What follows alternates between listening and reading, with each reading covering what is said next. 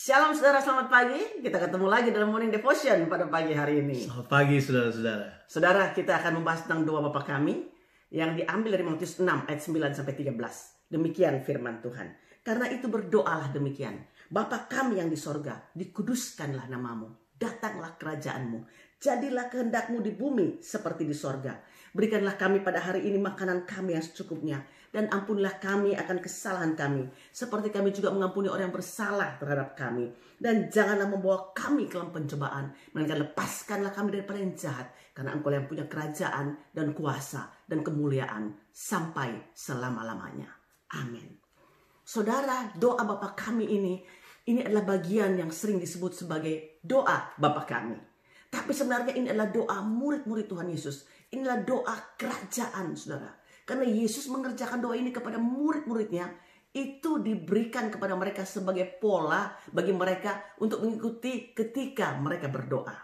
Karena itu waktu kita berdoa Bapa kami, saudara, bukan hanya kita menghafalnya atau kita mengulang-ulang doa Bapa kami ini, saudara. Karena itu sudah di luar kepala kita. Tapi saya mau bilang kepada saudara bahwa doa Bapa kami ini harus menjadi gaya hidup orang percaya.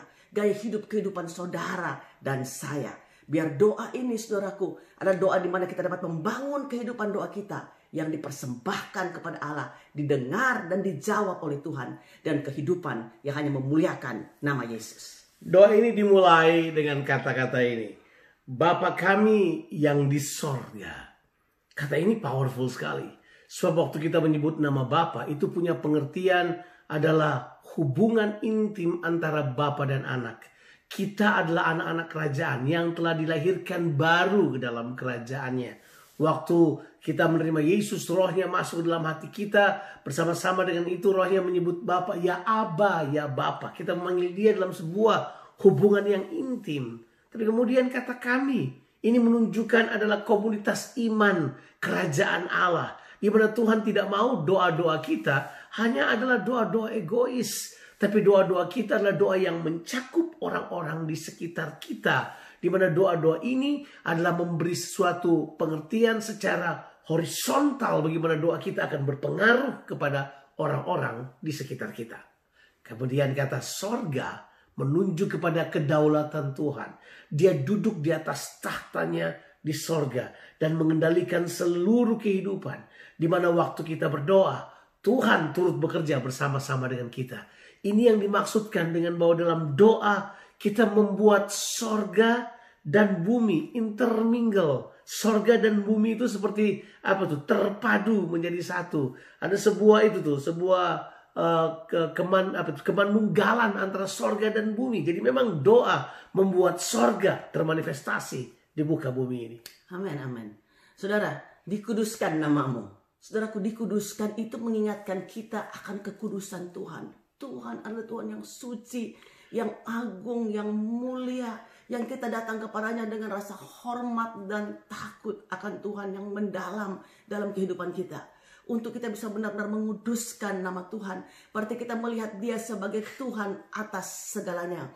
Ketika nama Tuhan dikuduskan, kita sudah tidak bisa bilang lagi tidak, atau kita tidak bisa bilang lagi tunggu Tuhan. Tapi seperti Yesaya, waktu dia melihat Tuhan dan kekudusan Tuhan, dia sadar bahwa dia seorang yang najis bibir dan tinggal di tengah-tengah bangsa yang najis bibirnya. Lalu dia katakan kepada Tuhan, "Here am I, Lord, send me." Ini aku Tuhan, aku siap Tuhan, utuslah aku. Saudara, dikuduskan namamu. Karena saudaraku, dialah pemilik kehormatan dan kemuliaan. Kita terlibat dalam pujian karena pribadinya. Saudara, pribadinya sebab namanya adalah nama yang satu-satunya adalah akses menuju kepada Bapa. Nah, saudara, kata berikut yang dikatakan di sini dikatakan begini, datanglah kerajaanmu, jadilah kehendakmu di bumi seperti di sorga. Ini adalah statement yang sangat excitement. Ini adalah sesuatu yang sangat menyenangkan. Ini hal yang luar biasa. Dikatakan begini, datanglah kerajaanmu. Ini menunjukkan bahwa kerajaan Tuhan harus datang ke dunia ini. Artinya adalah pemerintahan Tuhan yang absolut itu datang ke dalam dunia ini. Itu punya pengertian bahwa kita yang berdoa terlebih dahulu seharusnya telah mengalami sebuah pengalaman hidup. Kita takluk kepada pemerintahan Tuhan. Artinya Kita bukan lagi orang yang gaya hidupnya mementingkan diri sendiri, mengumbar hawa nafsu. Tapi kita adalah orang-orang yang lebih menginginkan pemerintahan Tuhan, kehendak Tuhan terlaksana dalam kehidupan kita terlebih dahulu. Maka mungkin kita sudah harusnya berdoa terlebih dahulu untuk pribadi kita. Datanglah kerajaanmu dalam pribadiku, keluargaku, komunitasku, dan seterusnya. Barulah dikatakan begini, di mana ada kerajaan Allah, di situ kehendaknya terlaksana. Saudara, kita semua ada, kita hidup karena kehendaknya. Kehendaknya inilah harusnya menjadi sebuah pengejaran, suatu kerinduan di mana kita selalu merindukan kehendak Allah terjadi dalam kehidupan kita dan orang-orang di sekitar kita. Apa yang terjadi?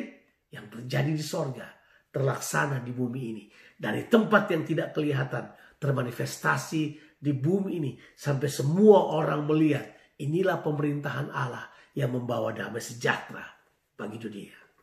Tuhan juga berkata, berikanlah kepada kami makanan kami yang secukupnya. Saudara, kita meminta kepada Tuhan yang secukupnya. Banyak orang minta hal-hal yang lebih daripada yang dia perlukan. Tapi kalau Tuhan kasih cukup, kita berterima kasih kepada Tuhan. Kalau Tuhan kasih lebih buat kita, itu kita bagikan buat orang lain, saudara. Kita meminta kepada Tuhan, saudaraku, karena Tuhan suka untuk kita meminta kepada Dia. Kita meminta kepada Tuhan berhubungan dengan kebutuhan lahirnya kita. Kita nggak merasa malu atau bersalah untuk meminta kebutuhan kita. Dia berjanji untuk memberikannya kepada kita. Dan juga kita meminta kepada Tuhan untuk kebutuhan-kebutuhan rohani kita. Yaitu pengampunan, perlindungan Tuhan daripada hal-hal yang jahat. Dan Tuhan suka mendengarkan doa kita. Kita tidak perlu takut pada pencobaan. Walaupun kita dikatakan ini jangan membawa kami ke dalam pencobaan. So, pencobaan adalah sesuatu yang dibawa oleh kerajaan Allah dan diri kita sendiri yang kemudian dapat menghancurkan kehidupan kita. Tuhan menguji umatnya, tapi kita tidak perlu takut. Kalau itu datang dari Tuhan, itu akan membawa kepada kita hidup yang berkemenangan dalam kemuliaan yang lebih besar lagi. Saudaraku, doa Bapa kami dimulai dengan pengagungan kepada Tuhan dan diakhiri juga dengan pengakuan akan kedaulatan Tuhan. Tuhan Yesus memberkati saudara. Amin.